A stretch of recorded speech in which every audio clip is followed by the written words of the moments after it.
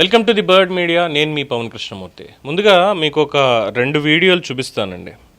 ఈరోజు గోదావరి జిల్లాలో మొత్తం కొబ్బరి చెట్లతోటి తెలంగాణ నాయకులంతా అంటారు కొబ్బరి చెట్లతో చాలా ఆనందంగా ఉంటుంది. మీరు ఏమంటుందని పచ్చదనంతో చాలా బాగుంటుందండి. ఈరోజు కొబ్బరి చెట్లు ముండలు కూడా లేవు, అంత దిష్టి తగిలింది కోనసీమకి. కోనసీమలో తెలంగాణ వాళ్ళ దిష్టి తగిలే చెట్లని, కొబ్బరి చెట్లని చచ్చిపోతున్నాయి అని చెప్పాను.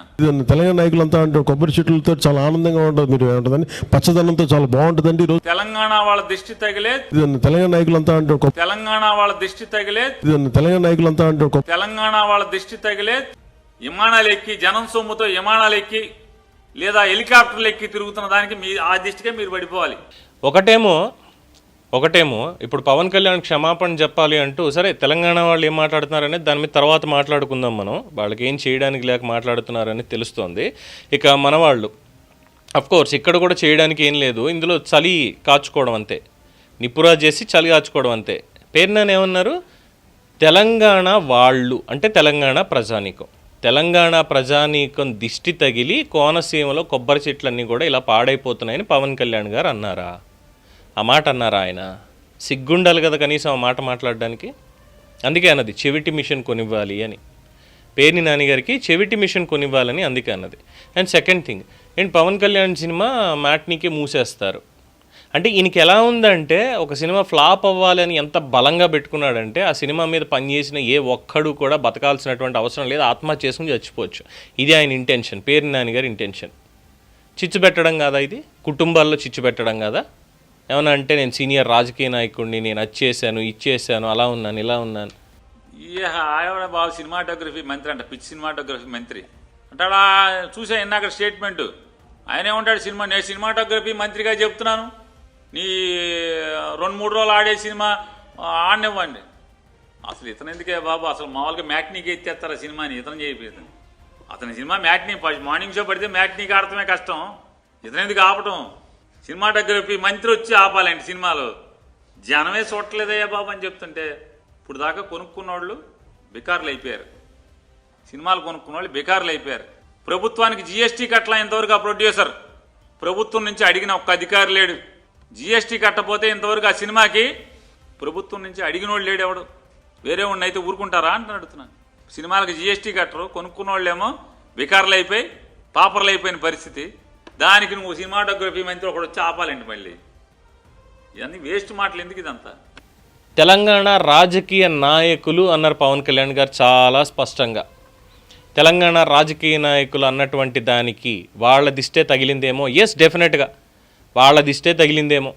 ఎందుకంటే ఒకసారి గతంలో తెలంగాణ రాజకీయ నాయకులు ఏమన్నారు అనేది ఒకసారి వినిపిస్తాను చూడండి మీరు. ఇంతకుముందు ఎడారిలాగా ఉండే సార్ ఇప్పుడు కోనసీమలాగా ఉందని చెప్పిండు.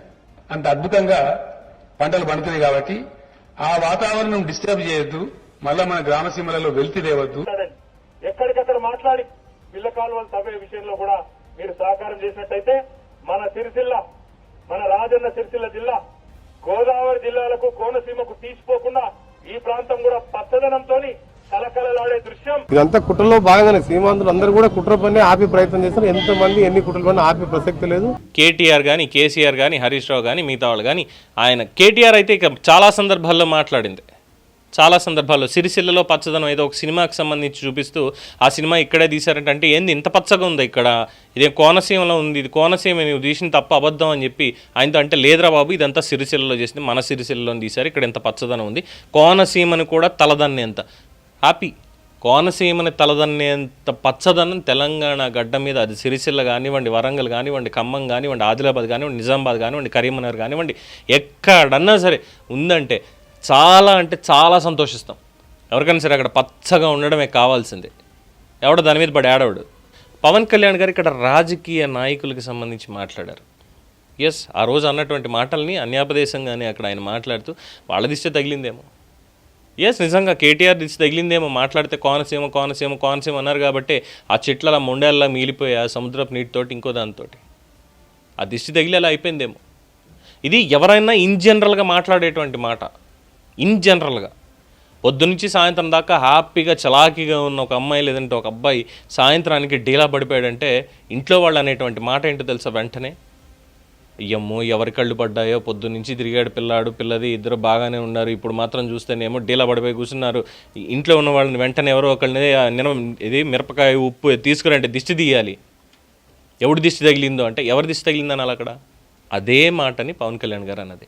ఏముందా తప్పు దీంట్లో? క్షమాపణ చెప్పాలి, ఇంకోటి చెప్పాలని చెప్పి వాళ్ళకంటే పని పాట లేదు మాట్లాడడానికి. రాజకీయ ఎజెండా ఒకటి వేసుకొచ్చారు.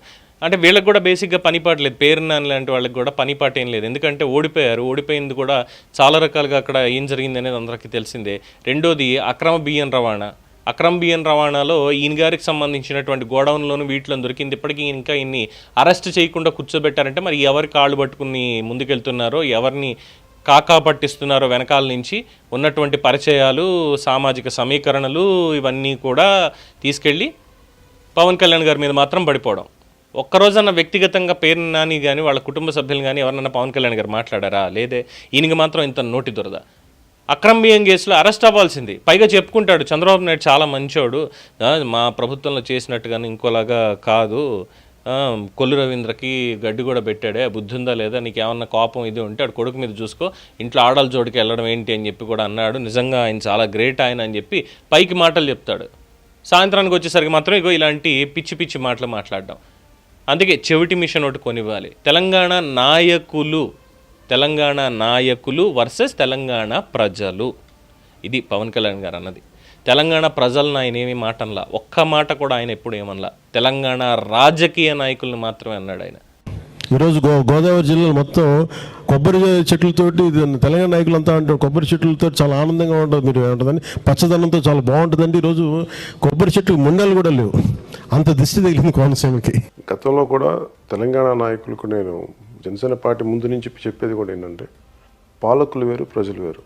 ఈ వైసీపీ వాళ్ళకి అది చెప్తున్నాను కదా, ఇందులో ఉండేదేమో వైరల్ స్టార్స్, లేదంటే చిచ్చు పెట్టేవాళ్ళు, చెవిటాళ్ళు వీళ్ళే ఉంటారు. అందుకే వీళ్ళకి తగ్గట్టుగా ఆ యొక్క పరికరాలు ఇవన్నీ ప్రభుత్వం సబ్సిడీలు ఏమైనా కొనిస్తే అప్పుడన్నా ఈ బాధ అనేది తప్పుతుంది ప్రజల్లోకి.